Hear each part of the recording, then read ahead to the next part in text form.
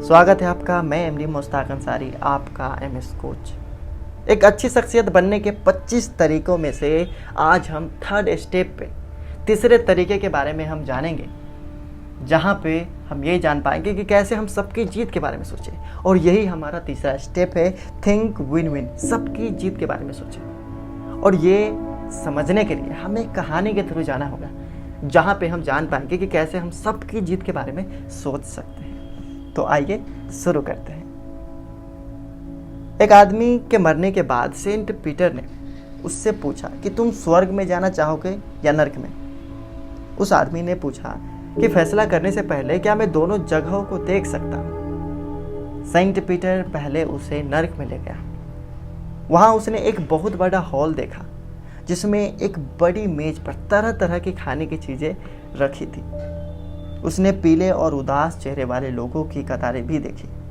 वे बहुत भूखे जान पड़ रहे थे और वहाँ कोई हंसी खुशी न थी।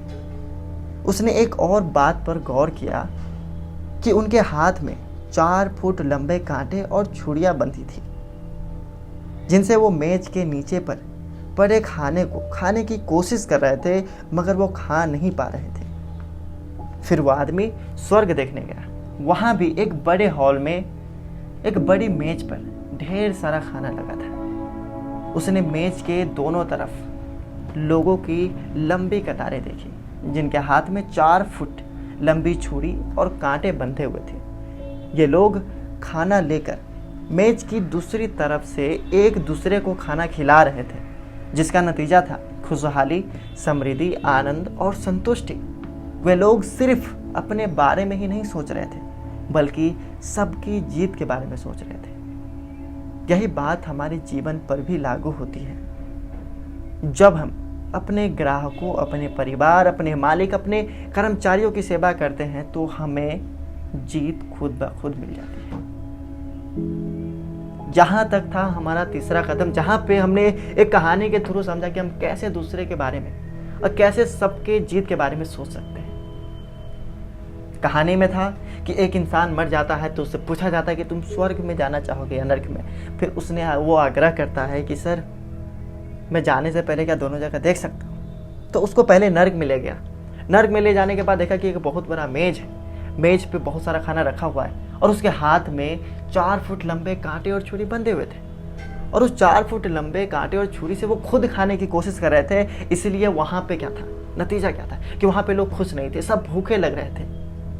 और वही स्वर्ग में क्या था, सेम सिचुएशन, लेकिन वो एक दूसरे को खिला रहे थे। 4 फुट लंबी से अगर आप खुद खाने की कोशिश करोगे, आप नहीं खा सकते। लेकिन वही अगर आप सामने वालों को खिलाओ, क्योंकि वो 4 फुट लंबा इतना है कि उसके मुंह तक वो कांटे और चम्मच पहुंच सकता है, उसका कांटा और चम्मच अपने मुंह तक आ सकता है। तो यही होता है कि हम सबके जीत के बारे में सोचें। अगर सब जीत जाता है तो हमारी जीत तो खुद ब खुद हो जाती है। वहाँ पे नतीजा क्या था, जब हम एक दूसरे को खिला रहे थे, तो वहाँ पे नतीजा क्या निकला था कि वहाँ पे खुशहाली, समृद्धि, आनंद और संतुष्टि थे वहाँ पे। सेम यही बात हमारे जीवन पर भी लागू होता है। जब हम अपने ग्राहकों, अपने परिवार, अपने मालिक, अपने कर्मचारी की सेवा करते हैं, तो हमें जीत खुद ब खुद मिल जाती है। तो ये था हमारा तीसरा कदम, तीसरा स्टेप, एक अच्छी शख्सियत बनने के तरीके में से। अब हम बात करेंगे चौथे स्टेप के बारे में। और चौथा स्टेप इसमें नहीं बात करेंगे, नेक्स्ट वीडियो में बात करेंगे, जहाँ पे हम ये जान पाएंगे कि अपने शब्दों को सावधानी से चुनें। Choose your words carefully. तो ये चौथा कदम है। वेट करिए। तब तक के लिए आपका बहुत बहुत धन्यवाद।